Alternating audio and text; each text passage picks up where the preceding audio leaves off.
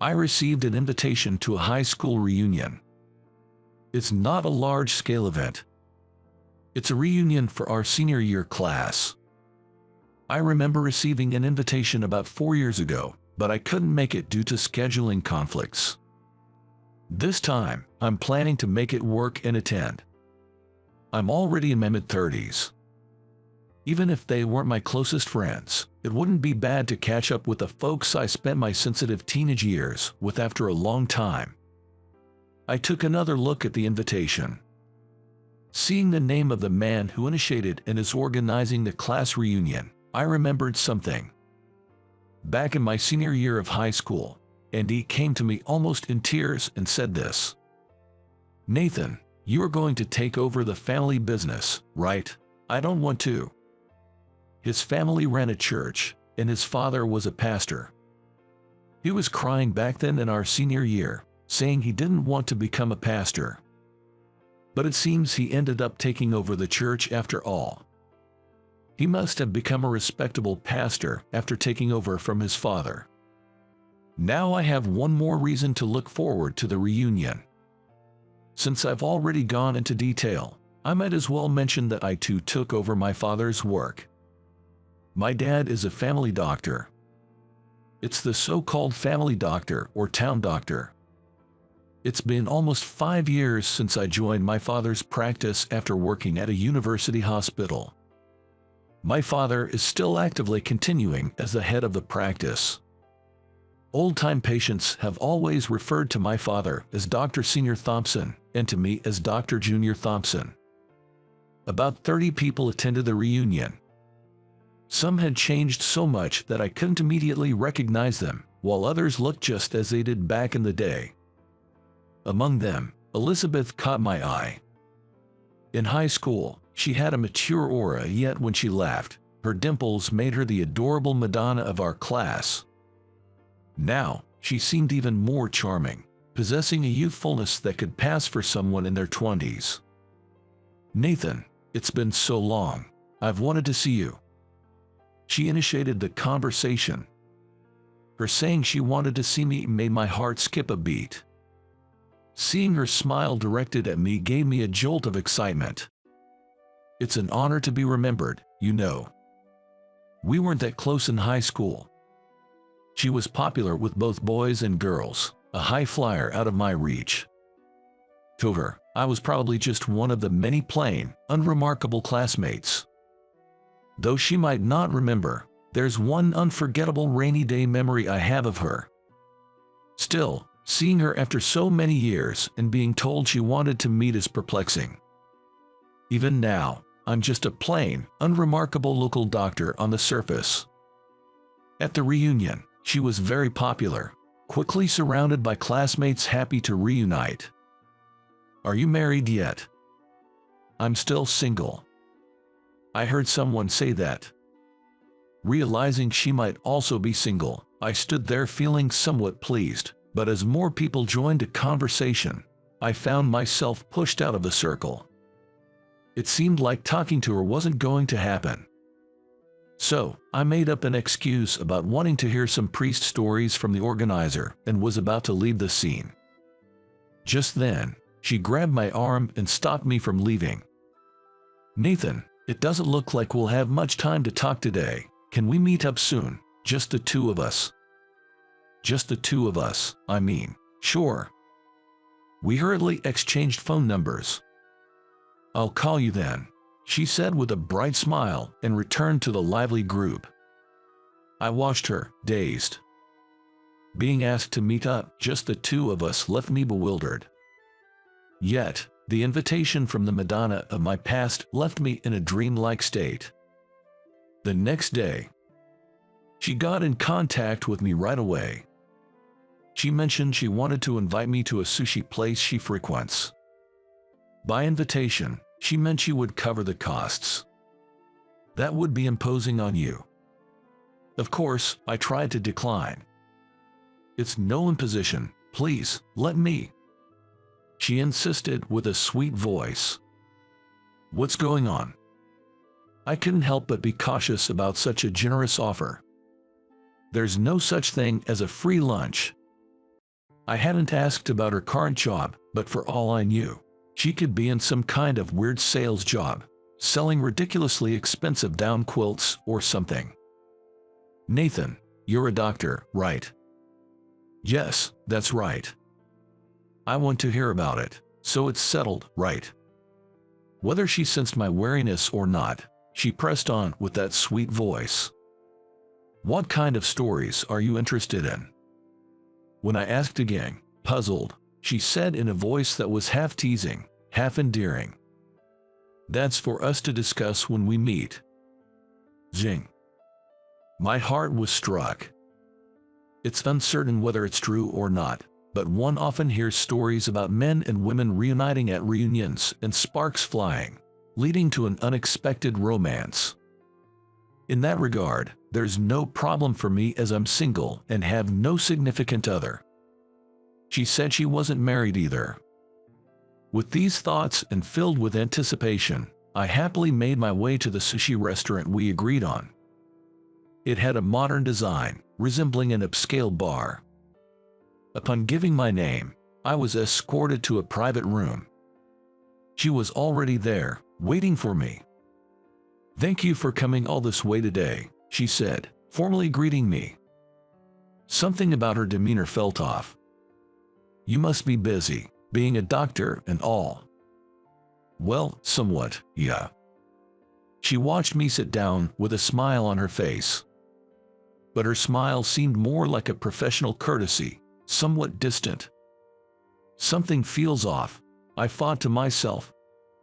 She rapidly fired questions at me, feeling increasingly uneasy about the clinic hours, days off, and my usual routine, among other daily activities.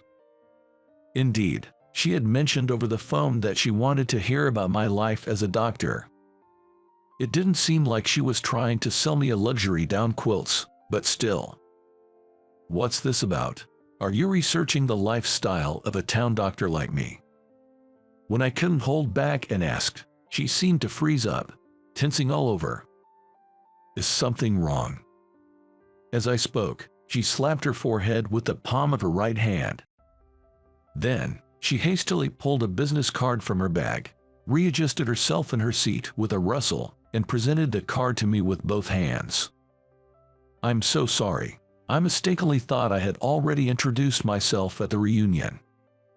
I took her business card and glanced at it. She was a talent manager at an entertainment agency. She explained the situation with an apologetic tone. She managed a male talent in his late 20s. "He's got good looks and a nice personality. Kind of reminds me of you, Nathan." She flattered me as she began her story. The male talent wanted to focus mainly on acting in the entertainment industry. However, he had not been fortunate with the roles he received and had been somewhat lacking as an actor. Then, suddenly, he landed a leading role in a television drama. The role is of a young, handsome town doctor. That's why you were the first person who came to my mind. More compliment. In short, she wanted to conduct research for the talent's role preparation, and just then, the invitation to our class reunion arrived. As soon as she saw me, she blurted out how she wanted to meet me. Unbeknownst to me, I got carried away on my own. This was the gist of her story, but her flattery felt like a sales pitch at times. However, I figured she was just trying not to upset me and let it slide. After all, she was just doing her job by approaching me. It was foolish of me to harbor any faint hopes. As I listened to her story, a question formed in my mind. It was about the TV drama where the talent she manages was cast in a leading role. Could it be?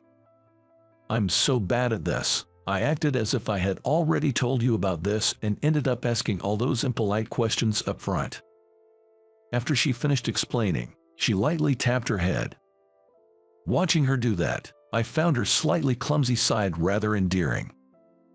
And so, I decided to clarify my suspicion about the TV drama she mentioned her talent was starring in. "So, what's this TV drama about?" I asked casually, and she replied, "It's a late-night series. Kind of a lighthearted mystery, I guess. Each episode is self-contained, spanning across 8 episodes in total. Each one lasts for 45 minutes. Each episode involved the young town doctor protagonist uncovering the mystery behind incidents occurring at a certain high school. There was no longer any doubt in my mind. There's an original work for it, right? I pretended to ask innocently. Yes, there is. It's a light novel genre. I wouldn't expect you to know about it, Nathan, since it's probably not your thing. If it was a light novel, then it was almost certainly the one I wrote. It turned out just as I had expected. I couldn't help but let a smile slip out. Then she took the original book out of her bag and held it up to me, saying, "The author, you see, has just recently made their debut." This newcomer novelist, who burst onto the light novel scene like a comet, was shrouded in mystery, with no public photos, age, or even gender disclosed. But I knew the true identity. It was me, inheriting my father's practice and working as a town doctor. The job of a doctor often involves long hours. Holidays are few and far between. Even outside of working hours, I can't relax because I might have to respond to emergencies or sudden changes in a patient's condition. There are also conferences and study groups to attend. But even doctors are human. Everyone is different. Some drink, some go out at night. In my case, my hobby during breaks was primarily munching on snack foods while reading. And it was always mystery novels. Being a private practitioner, as opposed to a hospital doctor, does allow for some flexibility in setting my own hours and taking days off, somewhat easing the long hours. Especially in my case, having my father around gave me significantly more free time than when I was working in a hospital. It was right after I switched from being a hospital doctor to join my father's clinic. I happened to read a mystery novel set in a medical environment.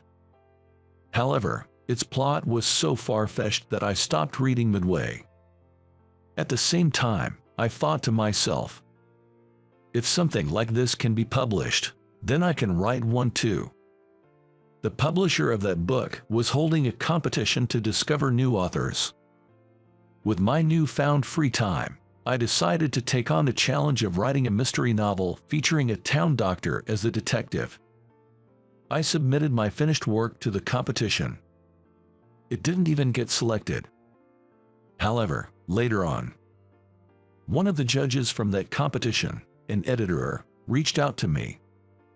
They said my writing and story structure needed work, but the medical aspects were realistic and good.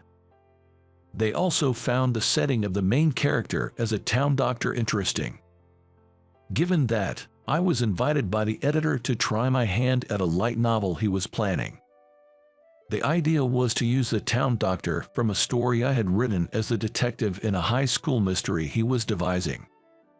The plan was to publish one story in a monthly magazine to gauge reader response, so over 6 months, I completed a work of about 80,000 words.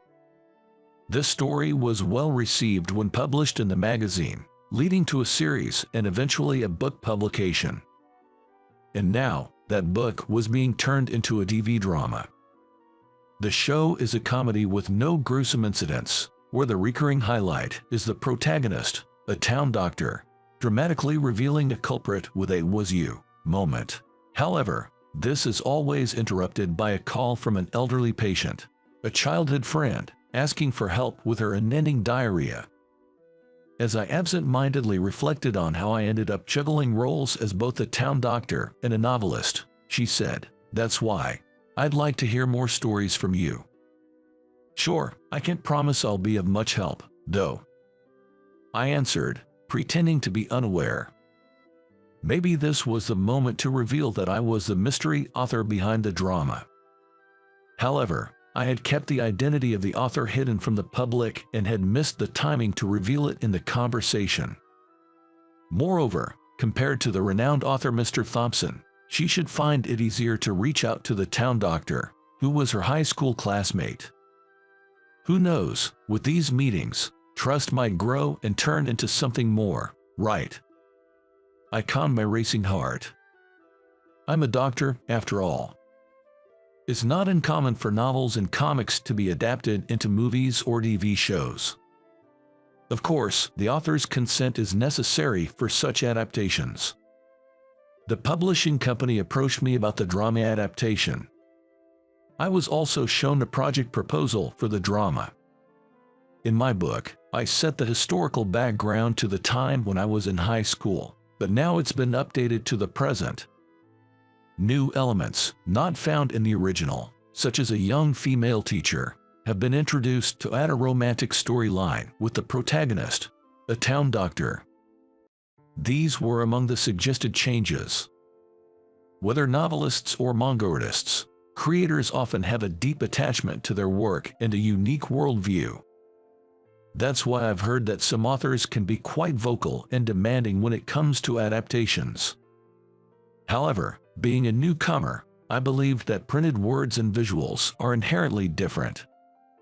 So, as long as the drama didn't completely deviate from the essence of my book, I was open to letting them do as they pleased. The drama script was sent to me, but I merely skimmed through it without giving it much thought. Little did I know, I would end up getting involved like this. A week later, she reached out, wanting to give me an update.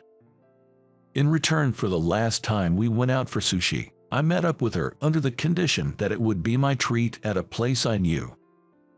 Sorry for choosing a place like this, even though I said it was my treat. I took her to a local Chinese restaurant near my clinic. It was my favorite spot for lunch, but it was my first time there at night. It has a nice, old-fashioned vibe, doesn't it? Contrary to her words, the look on her face as she scanned the restaurant clearly showed her bewilderment. I guarantee you'll like the taste. I casually ordered a couple of drinks and a few dishes for us. The drama was still in the pre-filming stage, doing script readings and costume fittings. When I asked if things were going smoothly, she replied, "Well, it's going smoothly, but," indicating there was a discrepancy between the protagonist she had envisioned and the reality.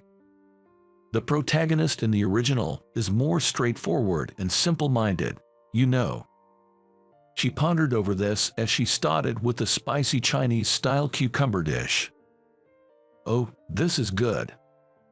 She then reached for the bamboo shoots and roast pork on the table, repeating her praises with each bite. That part wasn't really changed in the script, was it? At my words, she looked up, puzzled. I let it slip. Now it's obvious that I've been reading the script. Well, I mean, that was a question. Isn't it like the original? Well, yes, but whether it was the talent she managed not getting the character right, or the director's guidance, she was clearly not satisfied. Stir-fried greens, wood ear mushrooms with eggs, and sweet and sour pork. We finished the meal with a mixed fried rice and left the restaurant. Thank you, it was delicious. It turned out to be just a regular dinner, didn't it? I remarked, but she shook her head. Talking to you, Nathan, I somehow feel better, thanks. A few days later, she contacted me to say that the filming had finally started. She was also present at the set. Though it was just the beginning and the final product was uncertain, she sighed, feeling that it still differed from her vision. But isn't it common for the protagonist to differ from the original in adaptations? While I'm not much of a drama buff, I am aware that it's not unusual for people to criticize casting decisions as being unsuitable or miscast. It's not just the protagonist, it's the overall tone. I wish it had more of the nostalgic feel like in the original. Her mention of nostalgic took me by surprise. I hadn't intended to infuse my book with nostalgia. However, I did reminisce about my high school days while writing. Perhaps she, having spent the same years at the same school, felt a connection and sensed nostalgia. But the setting of the drama is in the present, after all. Yeah, that's true. But how did you know? Once again, I had let something slip. It's just that I heard it from you. I blurted out an excuse in my panic. She asked back, "Did I tell you that?" I lied, "Yes, I heard about it." That day, my clinic was closed. It had been raining since morning, and I had been cooped up in my room at home, doing some research. She contacted me around noon, saying that the outdoor shooting was canceled due to the rain, and she had some free time. So she suggested we have lunch together. How about that Chinese restaurant we went to last time? I had been there for lunch the day before, but I agreed and we met up at the restaurant. We bumped into each other in front of the restaurant by chance. We shook off the raindrops from our umbrellas at the entrance and then went inside to place them in the umbrella stand. After we ordered and were seated across from each other, she took a book out of her bag. It was the book I wrote. This is the original book for the drama, but I decided to reread it from the beginning. She said, showing me the cover of the book, "Aren't you in the middle of shooting? Shouldn't you be reading the script rather than the original book?" I picked up mighty. "That's true, but I noticed something interesting." She leaned in, her eyes sparkling with excitement. And then she said, "It's similar, just like our high school days." I'd almost choked on the tea I was drinking. The description of the high school in the book, from the main gate to the school building connected by a gently curving uphill path, with holly bushes planted on one side and 2 tennis courts on the other, as well as the layout of the school buildings and a bicycle parking area, was exactly like our alma mater. "Aren't most school layouts somewhat similar?" I replied, trying to maintain my composure despite my inner panic. "There's more." She went on to say with certainty that certain characters in the story resembled our classmates, and in another episode, there were characters similar to other people we knew. "If you think it's a lie, you should read it too, Nathan. I'll lend you the book." I took the book she offered and placed it next to me on the table, pretending to be uninterested. I thought it was time to change the subject. I looked around the restaurant for a new topic. My gaze stopped at the umbrella stand by the entrance. I had a bad feeling. And that feeling turned out to be right. In episode 6, there's an umbrella theft incident. She didn't need to tell me. I was the one who wrote it. I remember it clearly. On a rainy day, an umbrella is stolen from the stand at the entrance of the school building. The umbrella belonged to the class's idol. The town doctor detective takes on the case, identifying 3 suspects. Mala student A, who had a secret crush on the girl and wanted an excuse to be close to her. Female student B, who was jealous of the popular girl and looking for an opportunity to harass her. Mala student C, who had previously been a victim of a similar crime and wanted to take revenge by stealing umbrellas indiscriminately. The protagonist, a detective and town doctor, had been lying in wait near the umbrella stand before it was even known that an umbrella had been stolen. He approached a female student, asking, "Was your umbrella stolen?" and cleverly deduced that male student A, who had walked her home under a shared umbrella, was the thief. The boy's motive was just to share an umbrella with the girl he liked, even if it was just once. I was amazed at how such a story could be dramatized, as she mentioned, "Don't you remember, Nathan?" Her expression was different than before, somewhat innocently cheerful. "Back in high school, it wasn't that my umbrella was stolen, I just forgot to bring one despite the evening rain forecast." I thought she wouldn't remember, but she did recall that rainy day, unforgettable to me. I got held up doing something and ended up staying late. By then, everyone else from class had gone home, and it just so happened that only you were still around. I had fallen asleep in the library. When I woke up and went downstairs to leave, I found her stranded, unable to go home, staring at the pouring rain. I took my umbrella from the stand and offered to share it with her, who seemed at a loss. "Is it okay?" she asked. And so, she and I shared an umbrella. Of course, the situation is entirely different from this book, but the description of the two of us sharing an umbrella, she said, peeking into my face.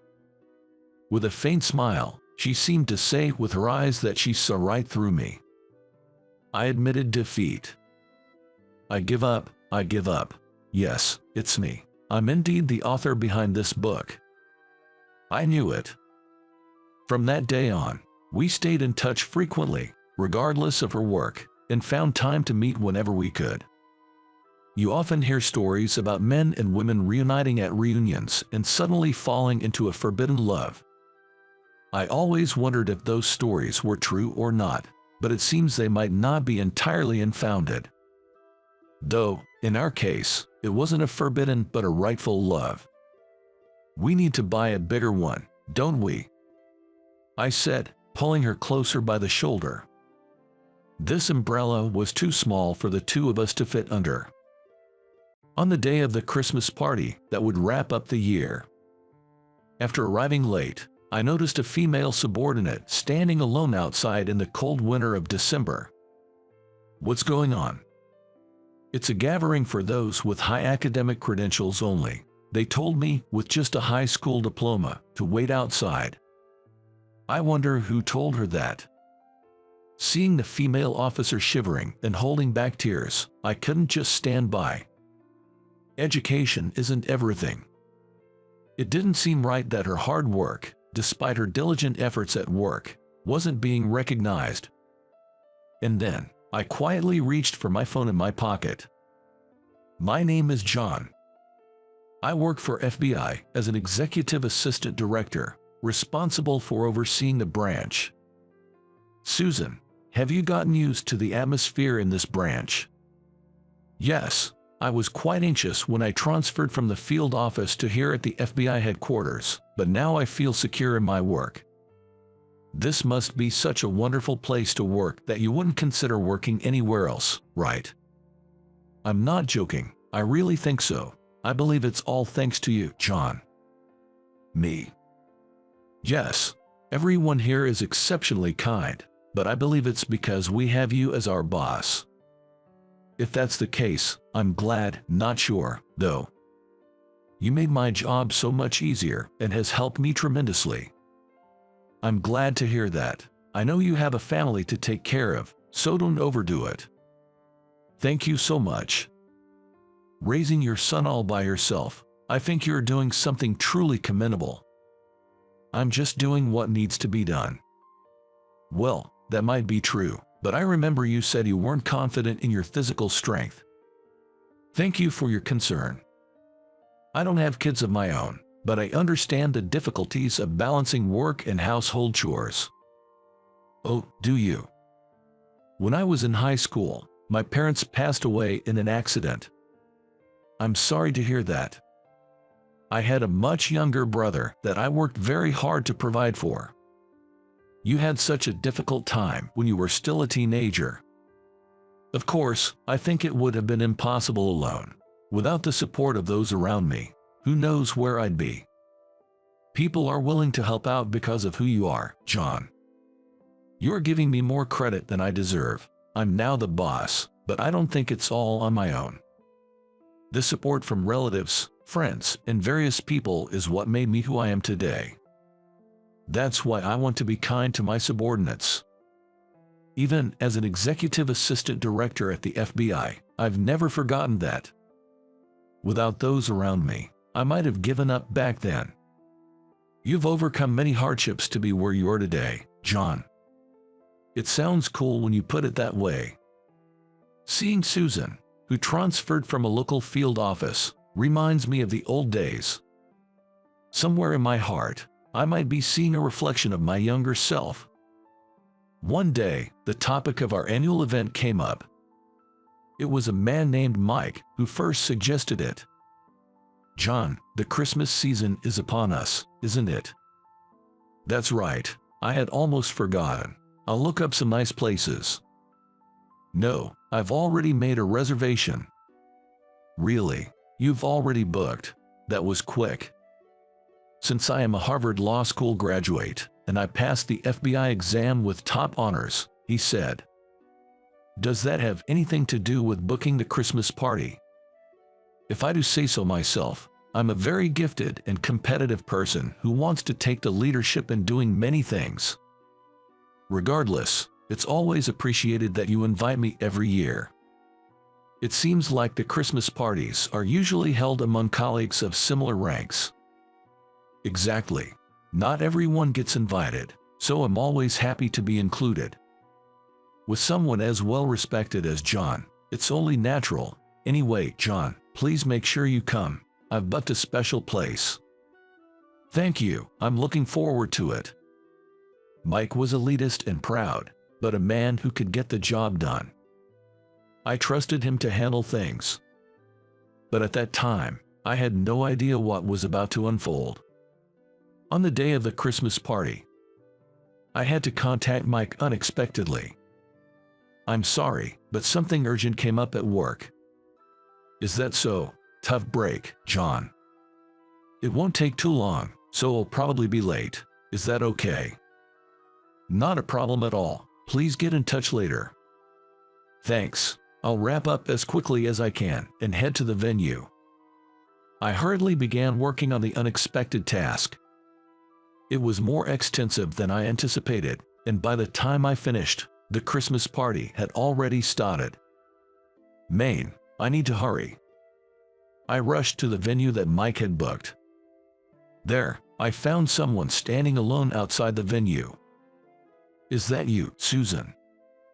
Hi, John. Good evening. What's going on? It's cold outside. Why don't you go inside? Well, it's just that. Susan seemed hesitant and troubled. Let's go in together anyway. I'm sorry, I can't. What do you mean you can't? Why?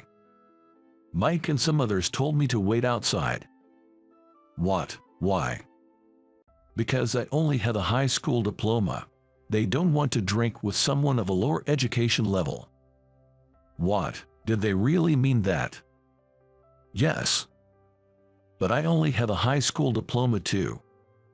Maybe, but I guess it's different for you, John. You're the boss. That's not the point. You were invited to the Christmas party, weren't you? Yes, I was invited, so I came. And yet they told you to wait outside. That doesn't make any sense at all. I know, but... Susan looked like she was about to cry.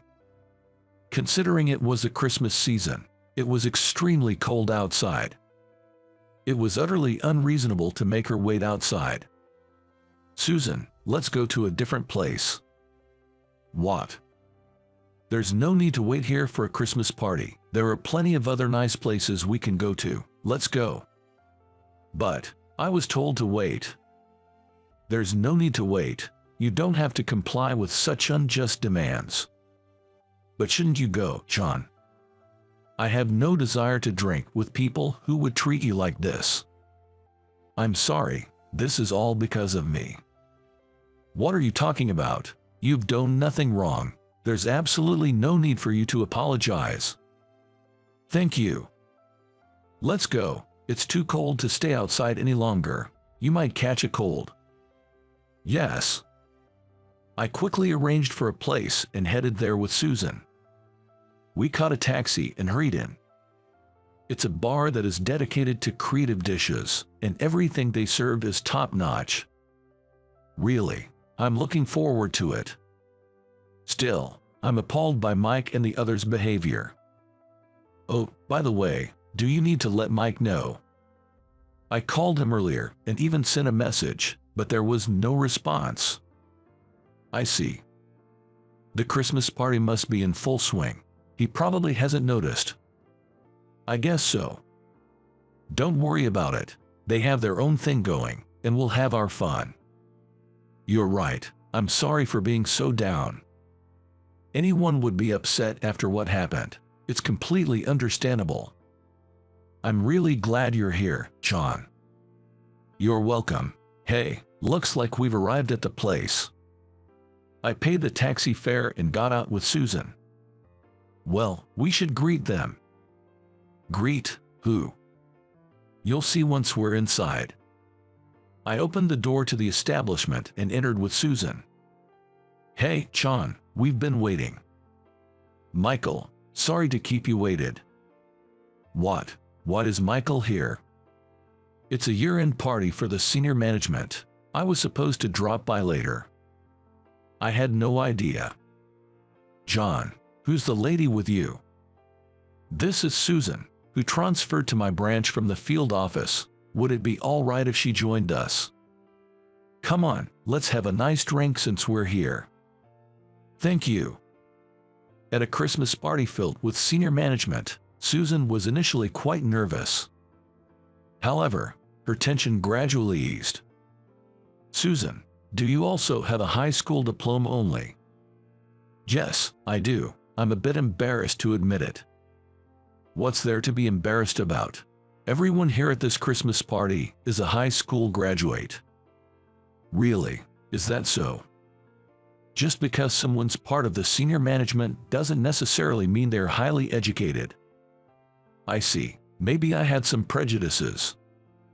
Many of us here have struggled with family issues. I think there is a lot we can relate to when we hear about the circumstances you just described. That's such a generous thing to say. Thank you. I'm relieved to see you're getting along well. John, have you always been close with the senior management? You know, I've even been invited to their Christmas party. We've known each other for a long time, and we have a good connection. Compared to when she entered, Susan seemed much more relaxed. She must be delighted to find common ground with people she thought of as being out of her league. She was sharing more personal stories than she usually might. Yeah, you seem to have a lot in common with John, don't you? Really? In what ways?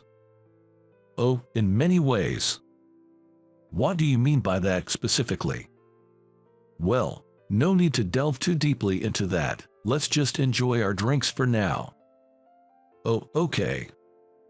Despite the terrible treatment from Mike and his gang, the Christmas party here turned out to be a lot of fun. The wonderful time flew by quickly, and it was time to disband. See you tomorrow, John. Yes, I'll be heading off now. Good night. Since we were headed in the same direction, Susan and I shared a taxi back, just like on the way there. John, thank you for today. I had a great time. I enjoyed it too. The senior management seemed to like you. I was surprised. I always thought people at the top were almost out of reach. That's an exaggeration. You found a lot of common ground, didn't you? Yes, I did. It made me really happy, and it motivated me to work harder. Great. I'm looking forward to seeing what you achieve next, Susan. Please, don't put pressure on me like that. It makes me nervous. After such a conversation, we parted ways. I have work tomorrow, so I better get some sleep soon. The next day, I went to work as usual. Then, someone from the senior management visited our branch. It was some of the members who attended yesterday's Christmas party. Good morning, Susan. How are you doing? Hi, Michael. Good morning. I had a lot of fun yesterday. You seem a bit nervous without the alcohol, don't you? While Susan was greeting the senior management, one person hurried over. It was Mike. Michael, good morning. You look great as always. And you are? I'm Mike, a Harvard Law School graduate and future head of the FBI. Oh, okay.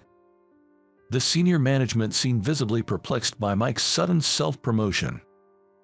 Despite the circumstances, Mike continued to ingratiate himself. He probably thought that by winning favor here, he could secure a faster path to promotion. By the way, are you acquainted with Susan? Well, yesterday we were at the same Christmas party. I see, but I'd advise against associating with such individuals. What do you mean by that? Michael glared at Mike, but he seemed oblivious to it. Mike pointed at Susan and began. She's a high school graduate and always a handful. Is that so?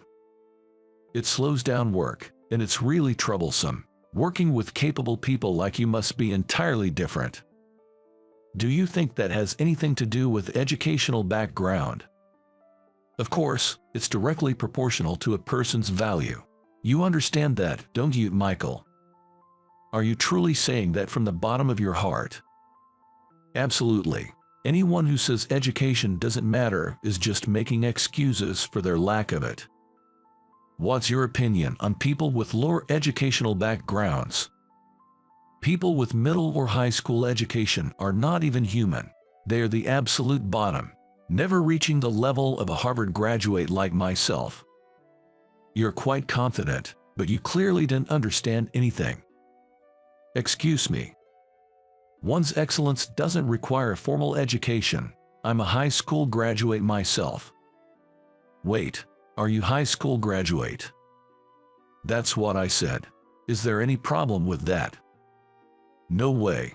How could that be? What's wrong? You are joking too much. How is it possible for someone as outstanding as you to be a high school graduate? I'm serious, though not joking. Really? Your highest level of education is high school? Yes, according to her theory. I suppose I'm not human. No, I didn't mean that. Well, what's the matter? Isn't that what you said? Well, that was just, you know. Mike's previously smug expression turned pale in an instant. It seems he finally knew he had gone too far. I'm terribly sorry. Someone like you is the exception among exceptions, a truly special individual.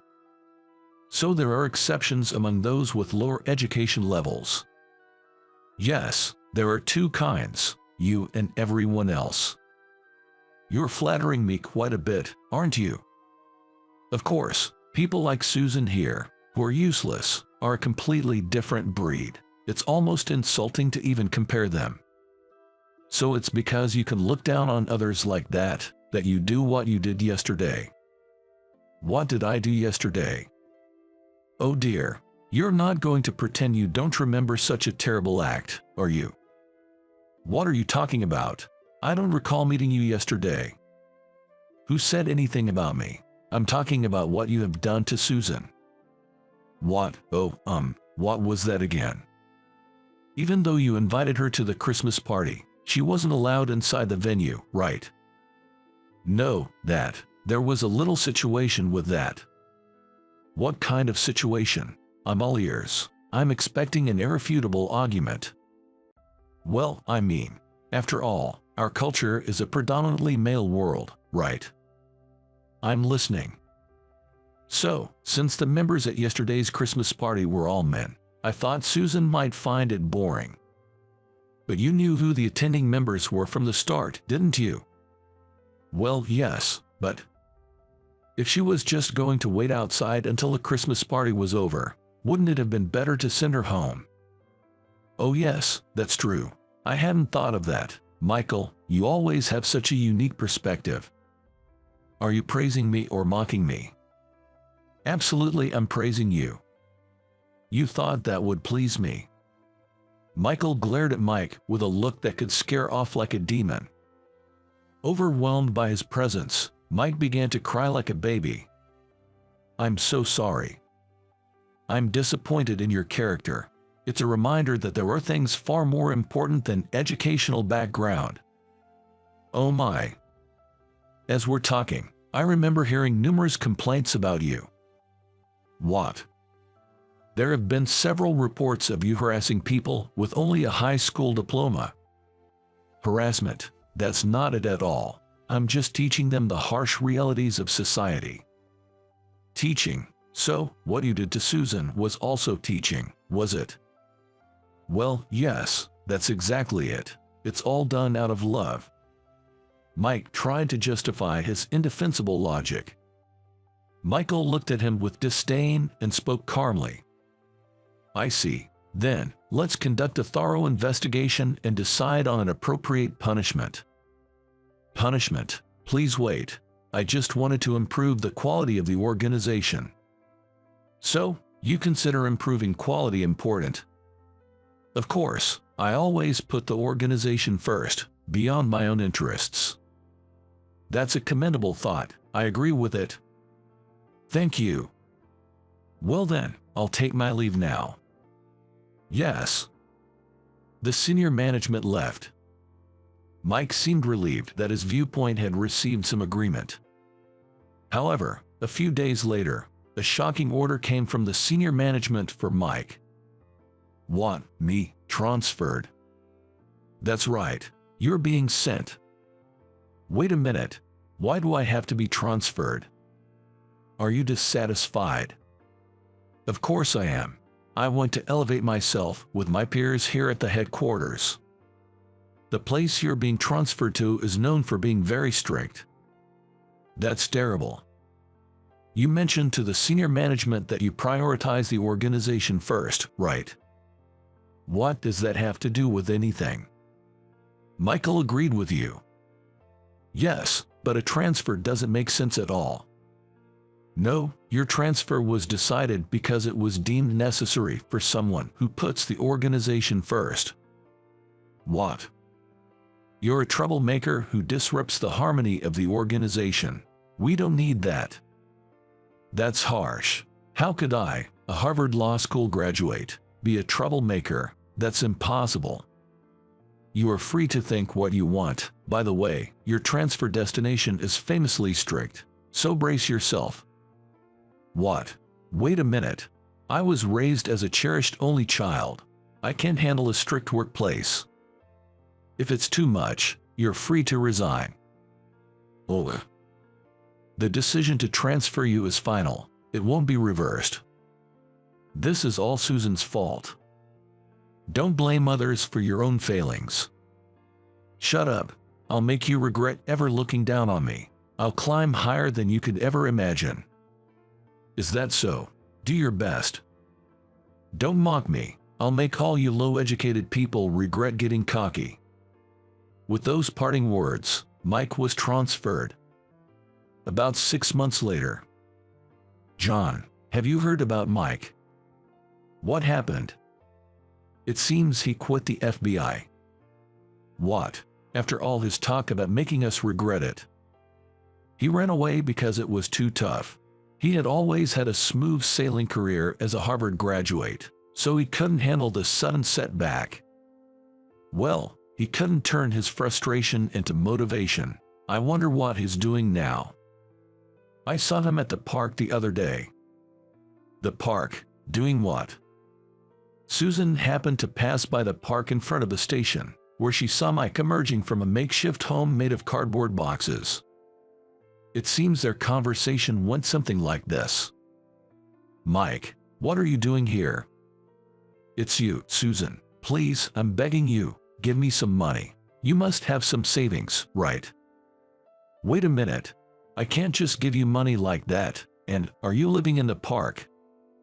I quit my job in frustration and gambled away all my savings on something I've never done before. What are you doing? Not only that, but I ended up borrowing money from some shady lenders and couldn't pay it back. So you ended up here. You know what? You feel sorry for me, right? Don't you really sorry for me? What? You don't want to see a Harvard graduate like me in such a fallen state, right? Well, I don't want to see it, but then you'll help me out, right? Give me $3,000. With that, I can definitely turn my life around. What?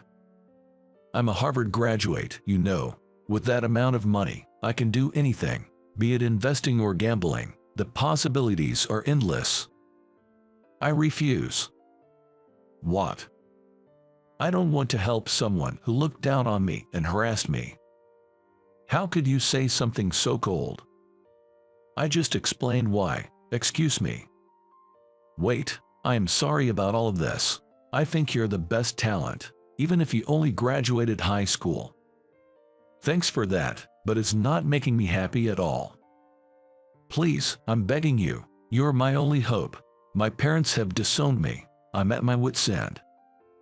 You're being persistent. Goodbye.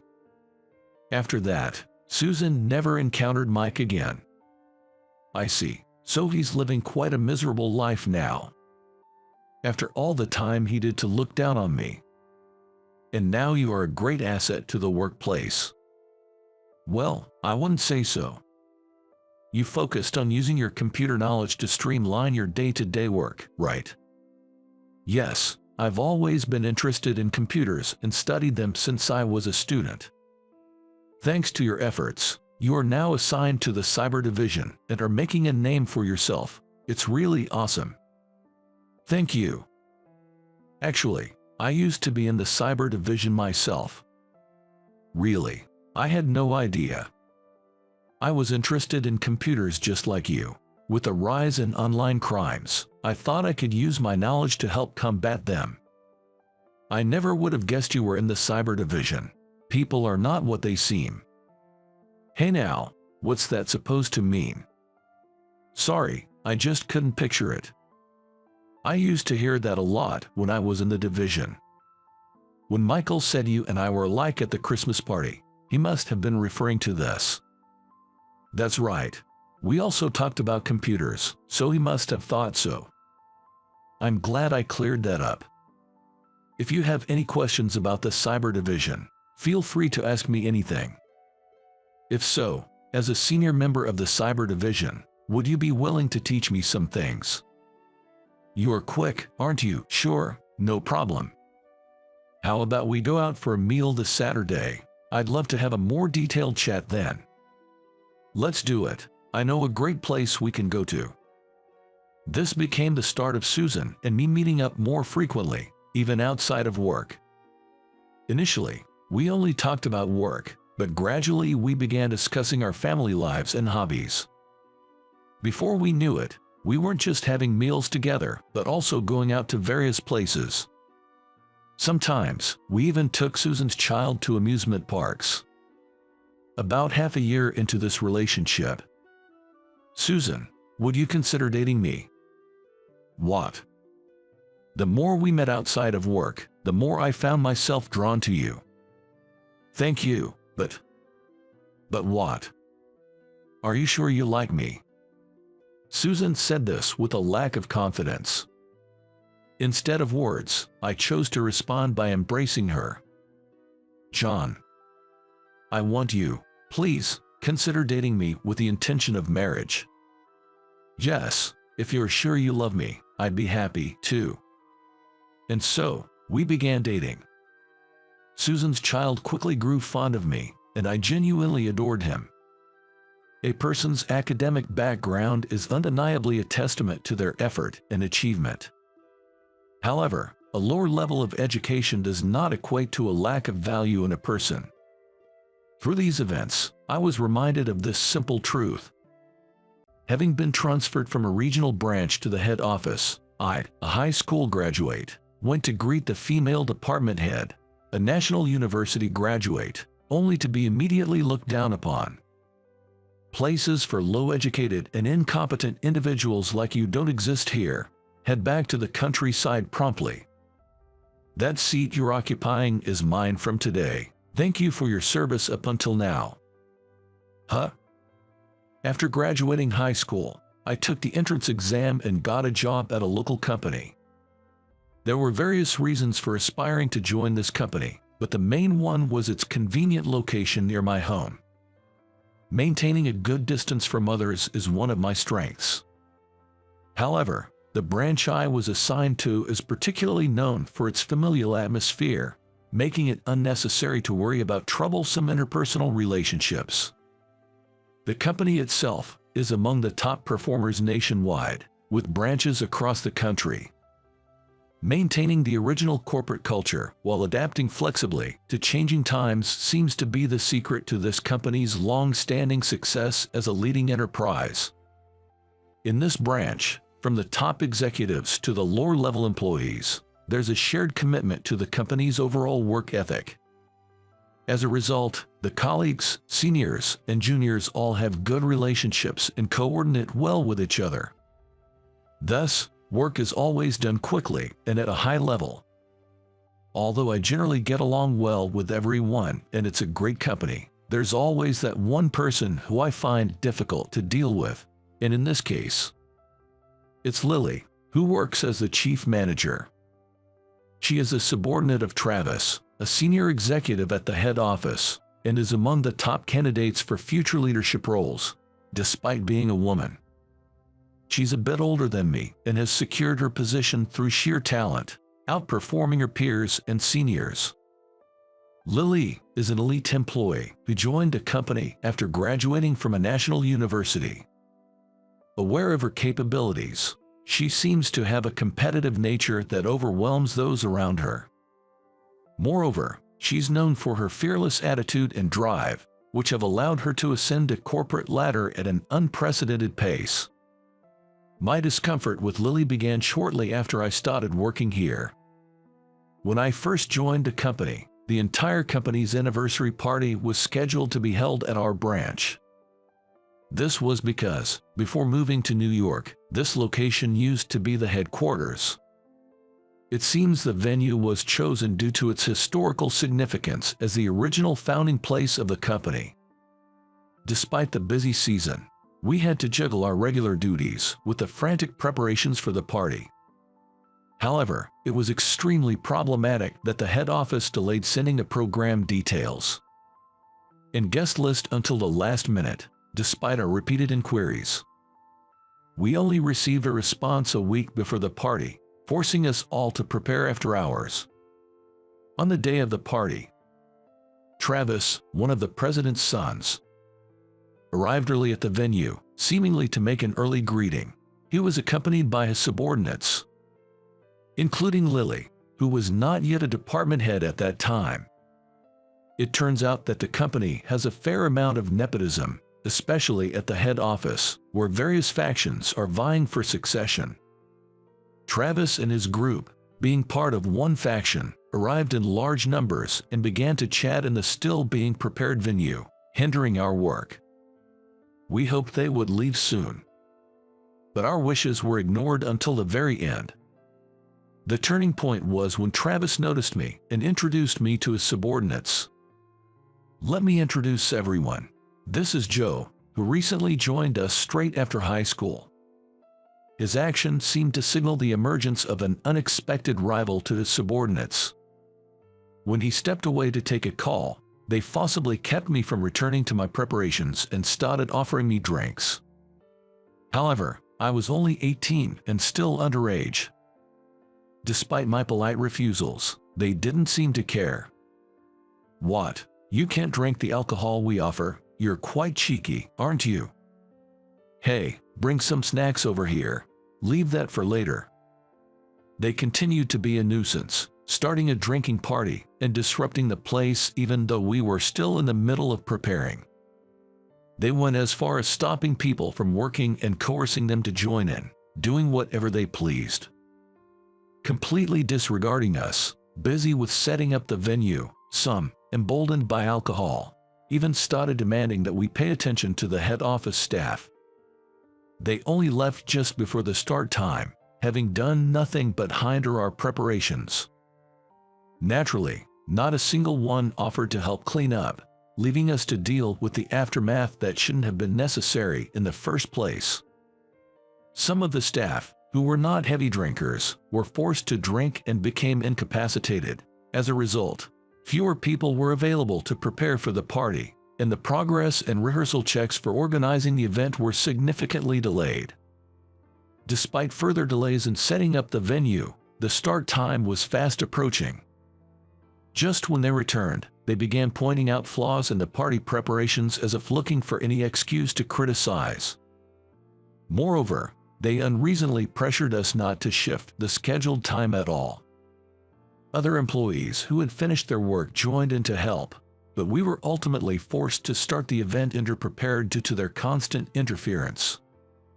As expected, the party suffered from a lack of coordination, leading to frequent disruptions.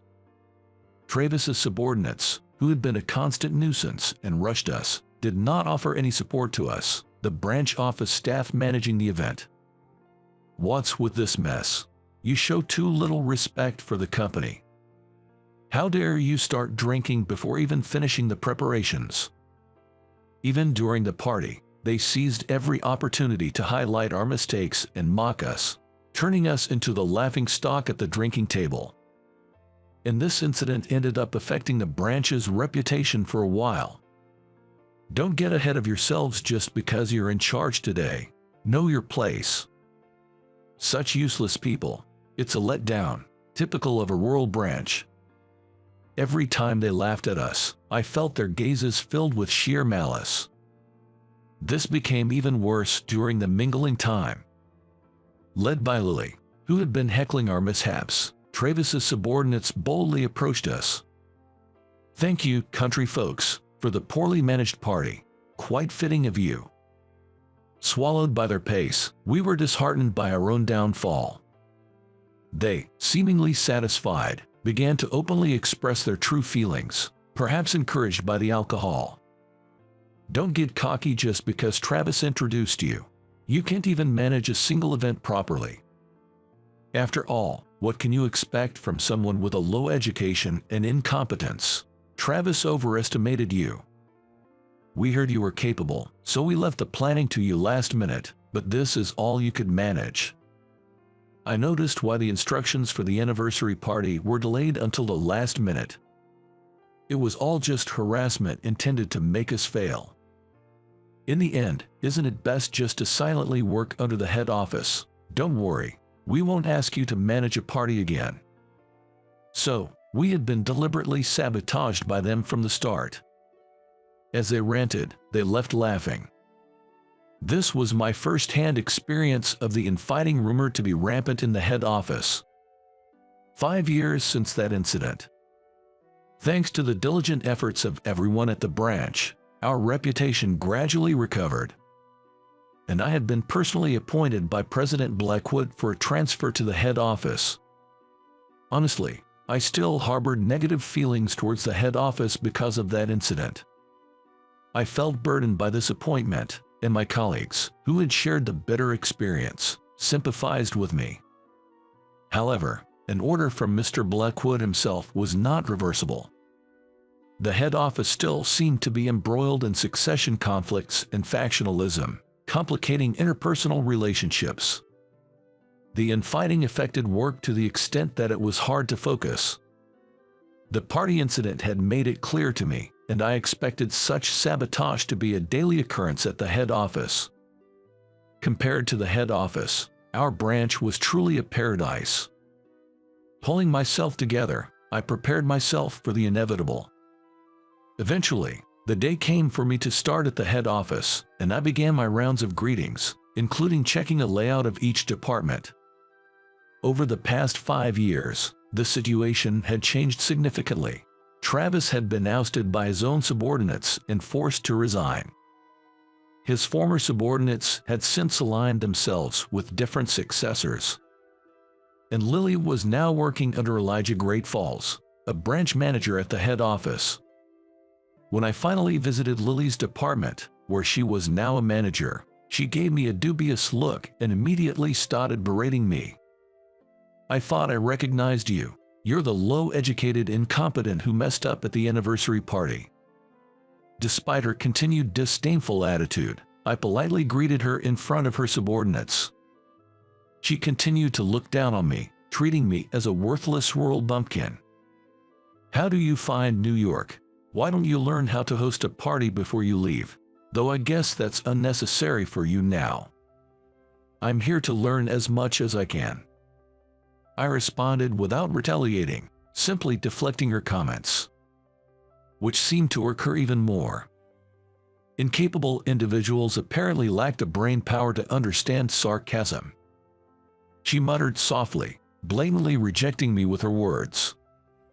"Look, I'm busy. Could you please leave? There's no place here for low-educated incompetents like you," she said, looking down on me with unwarranted confidence. Unaware of the turn of events that awaited her, I, however, met her gaze squarely.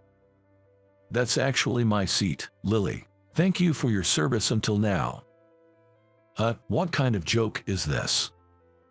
Lily's face, fitting the phrase like a demon, grew increasingly displeased as she stood up abruptly. "Let me be clear, Lily. I am here under direct orders from Mr. Blackwood," I announced.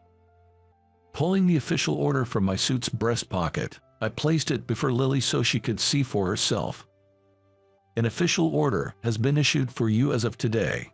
I have been appointed as your successor." "What did you say?" Lily scrutinized the document closely, disbelief evident in her eyes. The order from Mr. Blackwood stated that Lily was being demoted and transferred to the branch where I was previously stationed. For her, who had been at the forefront of the fast track, this not only represented a significant step back but effectively meant being sidelined from the current competitive arena. "You've been calling others incapable, but isn't being highly educated yet incompetent even worse, don't you think?" I confronted her. As the new department head, I instructed Lily to pack up her belongings and clear the space by the end of the day. "That's my seat. Please clear it immediately. I need to get to work." "Stop being so noisy. Don't get too cocky." Lily yelled at me, but realizing she had no power in the situation, she stormed out of the department, frustration gripping her tightly. The department's employees, who had endured her tyranny for years, cheered as she left for her transfer. I managed to conclude my introductory greetings in the new department amidst a positive atmosphere. Later, Lily, unable to accept the contents of her transfer order, barged into the office of Elijah, the branch manager, without an appointment. "Elijah, what is the meaning of this?" she demanded. After carefully straightening out the crumpled order from Mr. Blackwood, Elijah examined it meticulously and responded calmly. "Lily, what seems to be the problem?" "This must be some mistake. I know it's presumptuous, but could you please check with Mr. Blackwood?" she pleaded. "There's no need for that. I've just verified it right in front of you. Or do you want me to repeat it?" Elijah countered. He then methodically explained the reasons behind the transfer order, citing numerous complaints from both within and outside her department. Her poor reputation among clients, and the underperformance of her division, leaving no room for her to argue. "Fundamentally, you lack the basics in everything. Submitting documents to your superior in such a condition is a problem that goes beyond academic qualifications," he reprimanded. Stunned by her superior's harsh criticism, Lily was mercilessly dismissed. "I had always planned to remove those who unseat their superiors for their own gain," he added. Following her outburst, Lily was escorted out of the branch manager's office by security personnel. Left without any support or backing, Lily ultimately accepted her transfer. The next day, her desk was cleared out completely, not a single item left behind. Originally, when she first joined the company, she wasn't in such a dire state. However, her first superior, a man who harbored misogynistic views, felt threatened by her abilities and ambition, blatantly obstructing her at every turn. It was commonplace for her achievements to be stolen and mistakes to be pinned on her. The severity of the treatment she received likely served as a warning to others not to underestimate him. It seems that the superior became the catalyst for Lily's resolve to climb to the top at any cost. Eventually, she managed to unseat her superior and continued to ascend the corporate ladder by adopting similar tactics. After the dust had settled, I was invited to Elijah's home, where I, along with Travis, was briefed about the incident in the branch manager's office. "Joe, you've had a tough time with this. Did I make you draw the short straw?" "I know you're not fond of such matters," Travis remarked. "It's been a while, Uncle Travis," I replied. Both greeted me with a smile and appreciated my handling of the situation. In fact, I am distantly related to Travis and Elijah, sons of President Blackwood. My true background is known only to a limited number of people within the head office and branches. Mr. Blackwood has a history of multiple divorces, resulting in a large extended family with many half-siblings. Furthermore, The company is a family-run business with a penchant for favoritism among relatives. Adding fuel to the fire, the factional disputes among the candidates for the next president have been the primary cause of the swirling complexity in human relations, leading to further chaos. In such a tumultuous struggle for succession, someone distantly related like me would hardly catch anyone's attention. Even at family gatherings, where relatives meet under a seemingly harmonious atmosphere, a battle for supremacy within the clan is always underway. After all, both at the head office and at home, Dad is still active, fueling the competitive spirit among his sons. They wouldn't easily concede, said someone. Mr. Blackwood himself, always seeking competition, has encouraged such battles among family members. Not resonating with this idea, I have always maintained a distance from the rest and upheld a neutral stance. Travis and Elijah, who found my unusual perspective intriguing, were the two people who took an interest in me. Despite being stepbrothers of Mr. Blackwood's ex-wives, they were good rivals yet shared a surprisingly close bond. A rarity among the otherwise tense and discordant family relations. Their factions were naturally competitive, but they themselves maintained a breezy demeanor, working as comrades in arms within the company. Lily and others who were subordinates of Travis probably didn't find a close relationship between these two amusing. Their scheming to bring down Elijah's side led to Travis's downfall. To avenge Lily, the main culprit behind her downfall, I was transferred to the head office. And it was Elijah who directly disciplined Lily, revealing the true nature of events. My decision to work at the local branch, aside from its proximity to home, was driven by my desire to avoid the nepotism and irrelevant skirmishes at the head office. Indeed, the branch I joined was an idyllic environment. Even though some at the branch knew of my background, they treated me equally without prejudice. However, after the incident at the party, I wished for an improvement in the head office's environment. If I could climb up the ranks based on merit, gaining recognition from others in the company besides family, it might be more acceptable to most.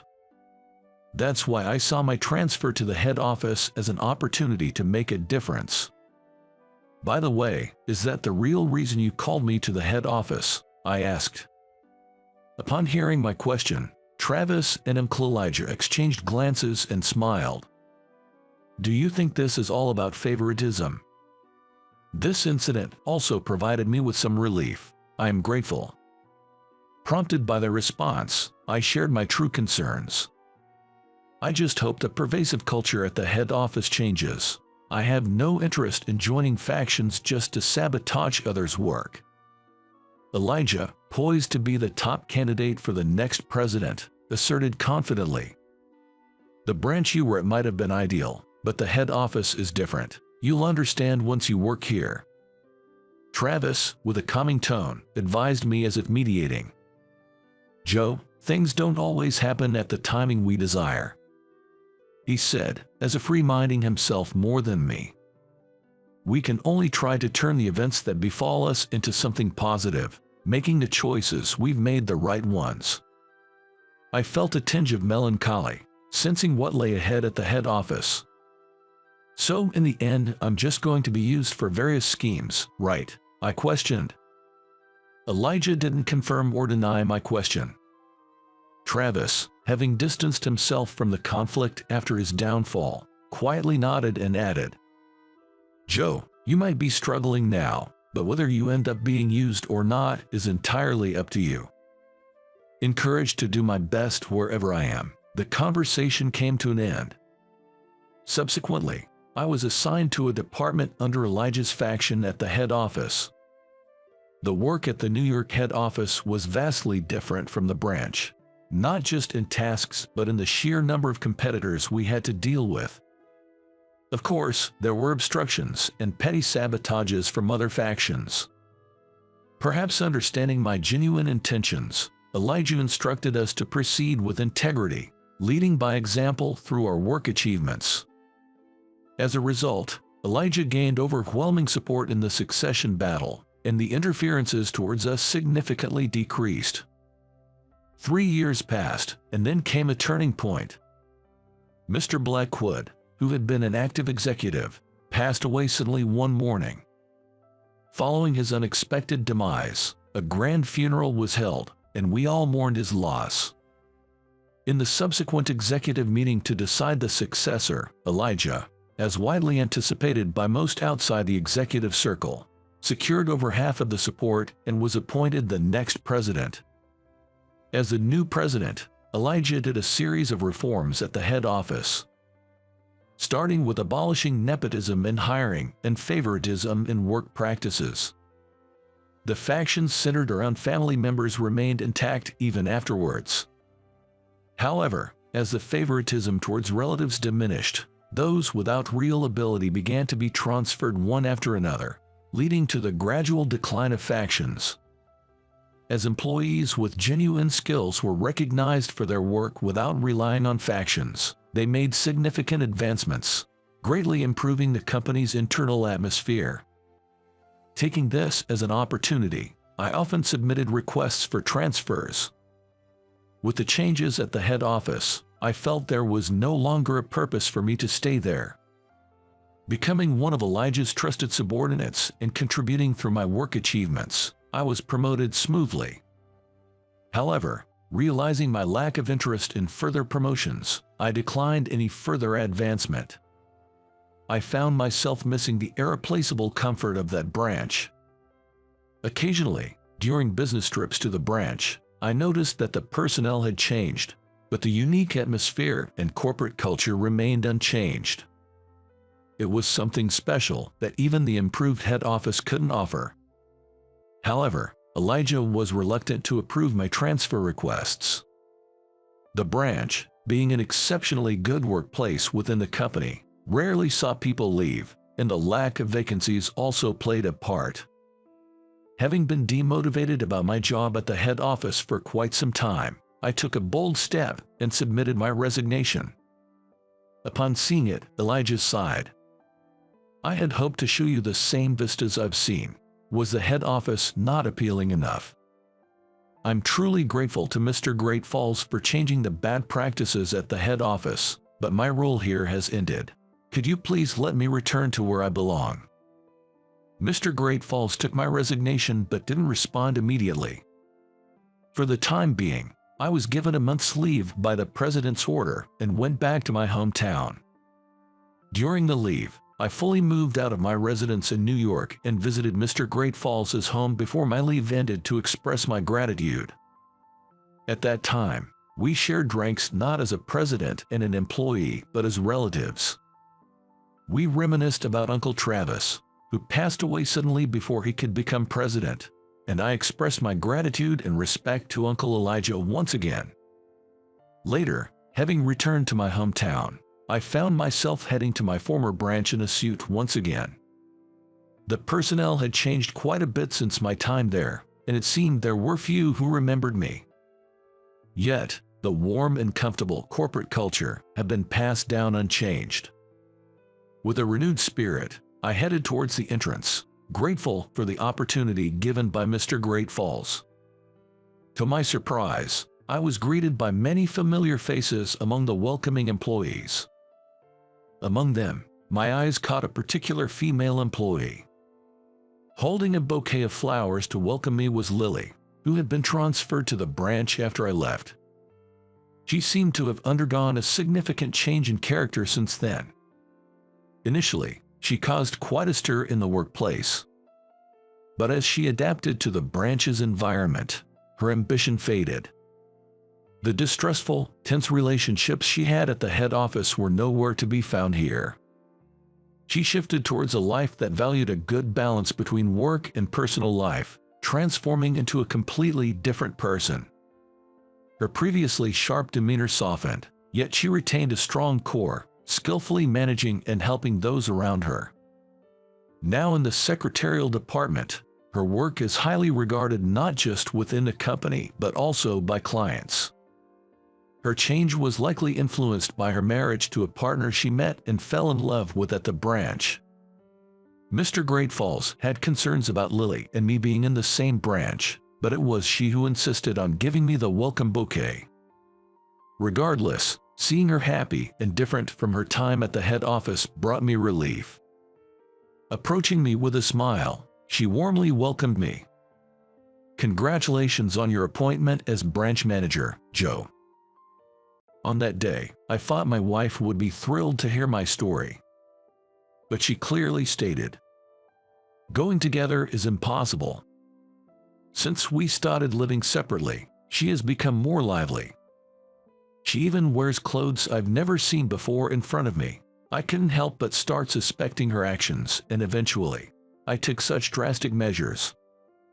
Witnessing a side of her I never knew. My name is John. I just turned 50 last month. I may not be at an age where congratulations are expected, but my wife, Susan, prepared a feast, and our children surprised me with gifts to celebrate. Blessed with such a wonderful family, I truly am lucky. I'm grateful for everything, especially since Susan has been managing our home and raising our kids so well. We met at work and dated for 2 years before we got married.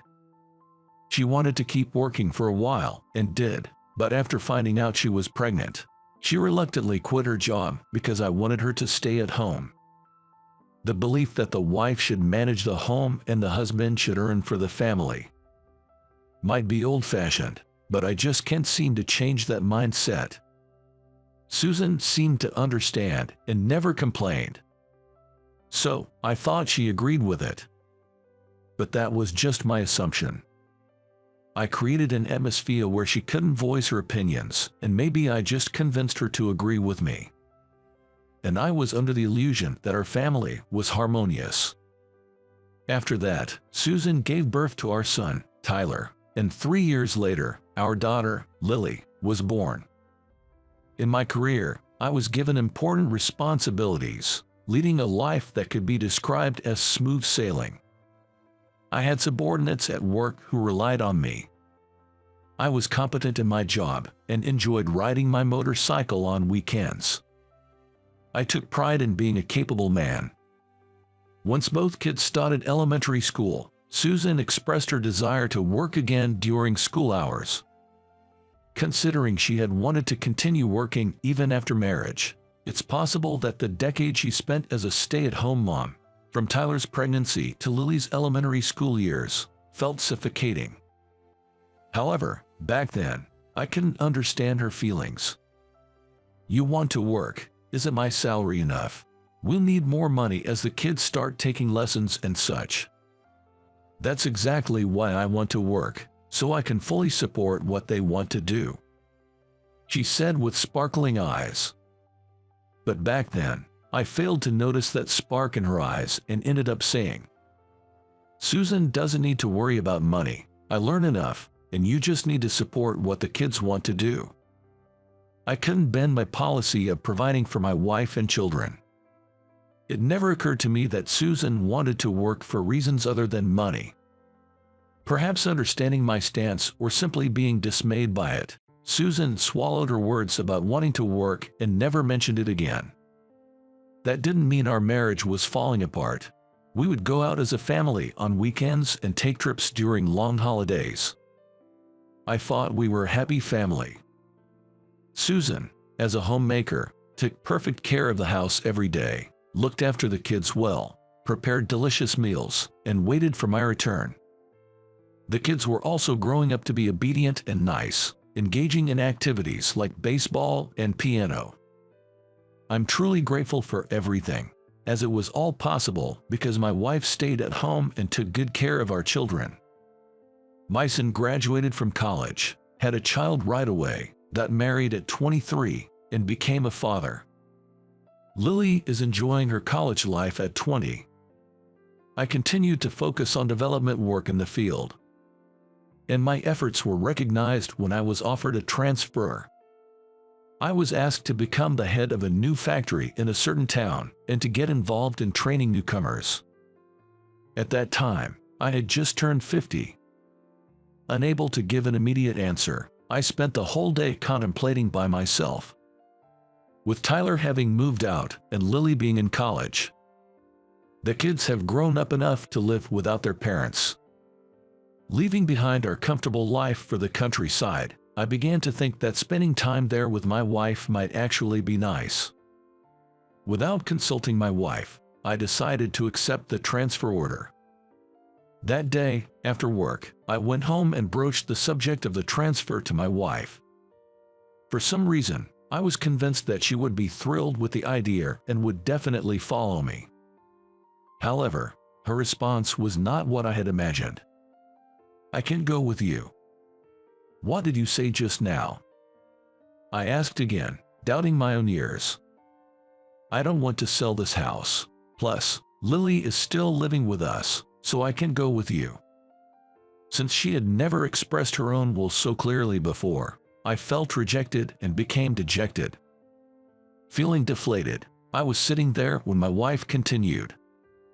"Besides, my parents are not in good health. I can't just leave them behind." Faced with that, I had no choice but to agree.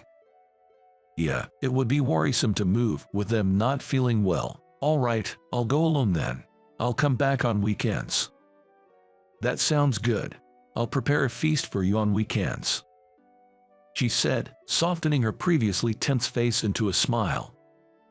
Having always agreed with me before, her sudden opposition made me start to feel a slight distrust towards her. The following month, I went alone to the site of the new factory, marking my first solo assignment.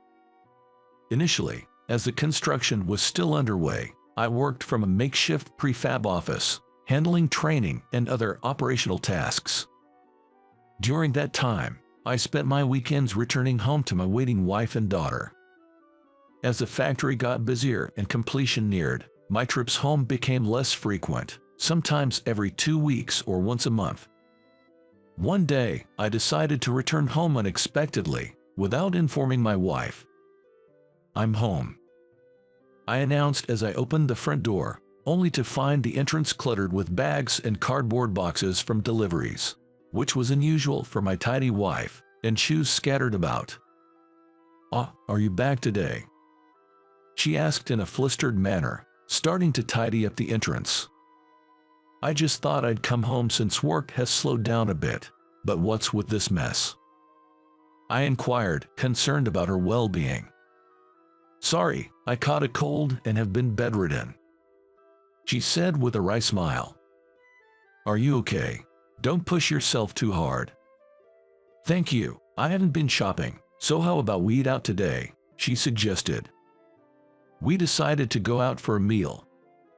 However, when she returned after changing, I was surprised to see her in a long skirt, a departure from her usual pants, and carrying an unfamiliar bag. "Wow, you've changed your style. It's been a while since I've seen you in a skirt." "Do you think so? This is a hand-me-down from Lily. She said she didn't need it anymore, so I decided to wear it," she replied nonchalantly. I wanted to believe her, but the distrust that had arisen when she refused to move with me resurfaced, and I began to doubt her. I thought about confirming with Lily but didn't want to involve her in our marital issues, so I remained silent. Even after returning to my assignment, the thought of my wife changing worried me, affecting my work. It was unimaginable that my wife, who always cared for and worried about me, could be paying attention to another man. I didn't want to imagine, let alone believe, that she could betray me. Yet, contrary to my feelings, I found myself imagining scenarios of what if. As I became more distracted, I was reprimanded more frequently. Realizing I couldn't fulfill my role as a manager, I decided to take some leave, return home without telling my wife, and confront her directly. I took a day off on Friday and planned to use the weekend to return home. Leaving early in the morning, I arrived near our house around 9 a.m. To avoid being noticed, I parked my car in a nearby lot and was about to head to our house when the front door opened. I reflexively hid behind something. My daughter left for school. "I'll see you later," I observed my wife waving goodbye to our daughter. Now that my daughter was gone, only my wife would be at home, so I hurried to follow her, only to see her also leaving the house, presumably to go somewhere. Spying on someone felt uncomfortable, but I followed my wife discreetly from a distance. After about a 15-minute walk from our house, she entered a certain place. It was a nursing home for the elderly. I wondered if her parents had been admitted there. I could have gone in and asked her, but I just couldn't muster the courage, fearing I might uncover some unwelcome truth. Even after waiting for 15, then 30 minutes, she didn't come out. So I went to a nearby cafe where I could watch the entrance of the nursing home and waited for her to emerge. How long did I wait in that cafe? Ordering coffee after coffee and feeling the annoyed glances of the staff until I began to doze off, and finally, she came out. It was past 3 p.m. by the time she left. I hurriedly paid the bill and followed her. While following her, I felt like I was in some detective TV show, excited by the thrill of the chase, even though it felt out of place. However, she wasn't heading towards any supermarket or familiar area. Could it be that she was meeting someone? The excitement turned to a nervous anticipation. Could I confront her if I discovered a hidden side of her? I was shocked to realize how meek I had become in the situation, despite always priding myself on my confidence as a man. Could it have been a 20-minute walk from the nursing home? Just imagining what might await filled me with such anxiety it felt like my chest might burst. She then energetically entered a certain place. It was a driving school. She already had a driver's license, so what business did she have there? I discreetly moved to a spot where I could see inside and searched for her. There she was, about to put on a helmet. She then got on a motorcycle and started the engine.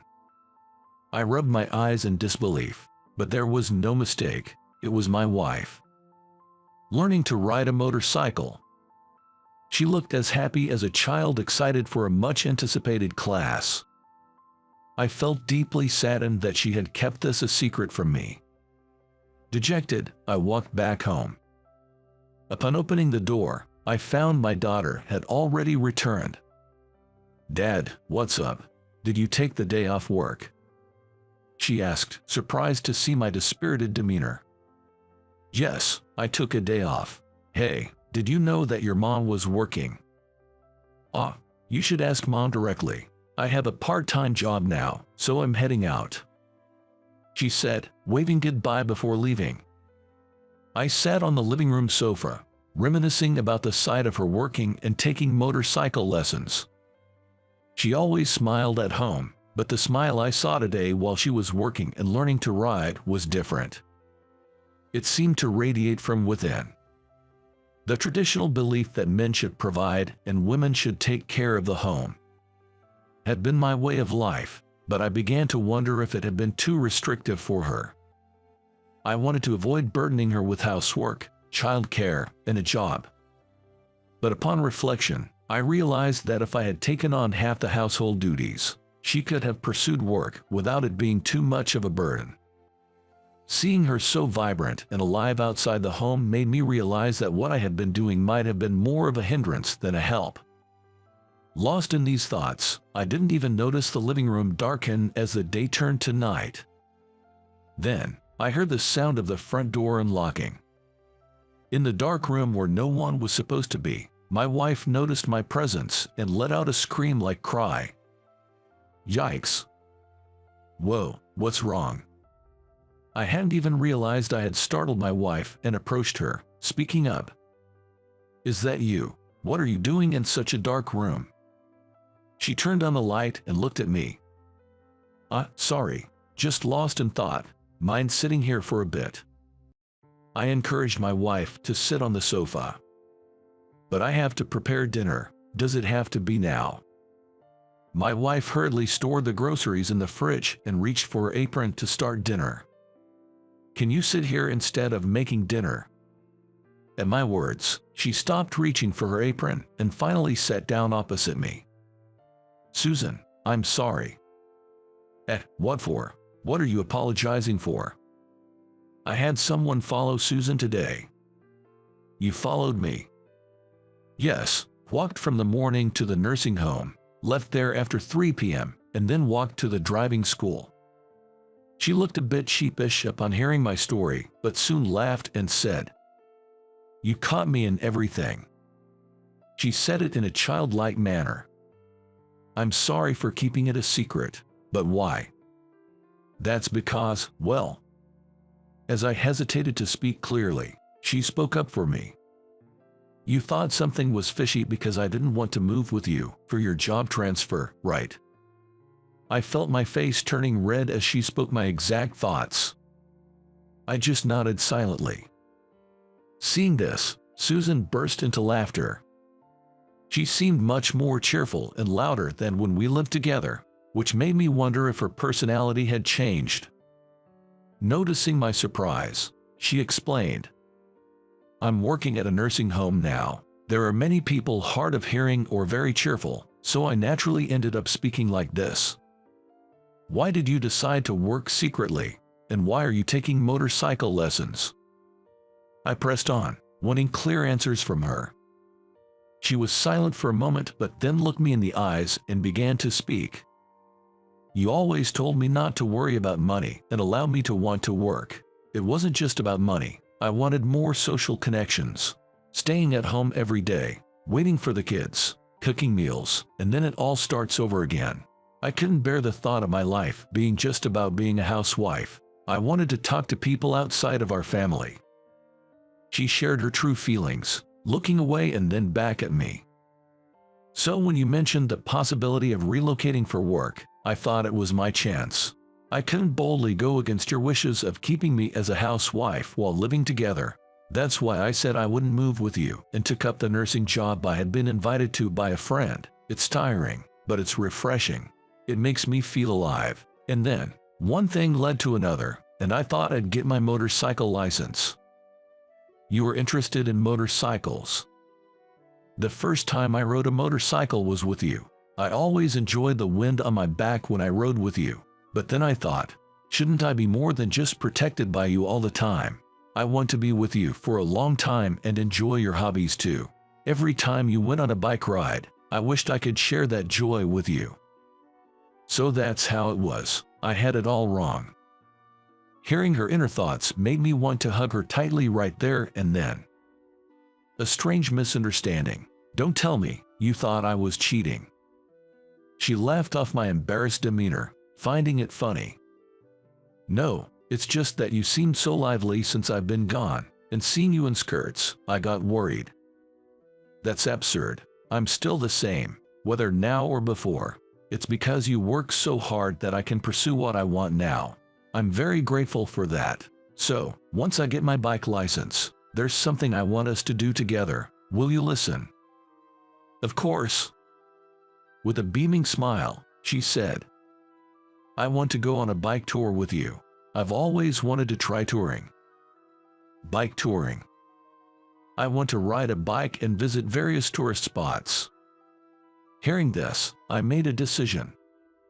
I returned to my transfer location and devoted myself to training my successor. Then, having nurtured talents capable of passing the baton to the next generation, I opted for early retirement from the company. By that time, I had reached the age of 55. Both my company and subordinates tried to persuade me to stay, but I had accomplished everything I could. Believing that passing the baton to new individuals is also the duty of those above, I decided to step down gracefully. After retiring, I returned home and instead of settling into a quiet life of retirement, I took over the household chores, cleaning, laundry, and cooking in place of my wife, who works in caregiving.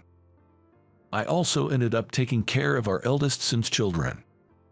Since my daughter-in-law was pregnant with their third child, I offered to help by taking care of the grandchildren, hoping to be of some use. It seems he would have preferred to ask my wife, but I boasted, "I've taken care of you guys too.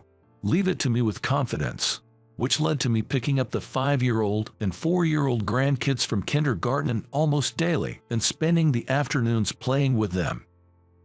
Grandpa, whose bike is this red one, and which one is yours? This one here is your grandma's. We're planning to go out on these bikes this weekend. Wow, that's cool. I want to ride a bike too. When you're a bit older, get your bike license, and then we can all go out together with Grandma and me.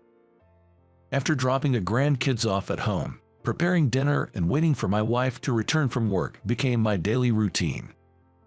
Now, I can fully understand her desire to stay connected with society. If I could, I'd tell my younger self, understand what your wife is feeling. Support her as she shines. That's why I keep telling my son, almost naggingly, consider your wife's feelings. It's your duty as a husband to support her. I might be the last person to say this, but it's something I learned from the most important person in my life. Now, what about making some pudding for the grandkids' snack tomorrow?